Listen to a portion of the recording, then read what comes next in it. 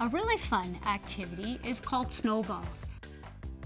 It can follow, in fact, after skating, and you can tell the kids if their behavior was stellar, and I'm sure it was, that the next activity from skating could be snowballs. Now, snowballs works by gathering up the snow that they made from their skates and crumpling up their paper into 2 snowballs. When you play the game of snowballs, you want to make sure that you have the kids divided in half and place them in opposite ends of the classroom. You designate each space as their own fort and allow them only to be in the certain areas that you have deemed that they can go in. So you divide them in half, opposite ends of the classroom, tell them where their target is, which is the opposing team's fort.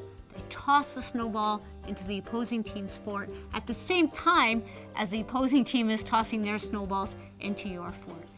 When the instructor says freeze, you have designated 2 students to count up the snowballs, and hopefully you have fewer snowballs in your fort than they have in theirs. It's a very active game, very engaging, lots of fun, but it really does require good listening, and you certainly would have your students prove their listening skills before you would ever allow them to play snowballs.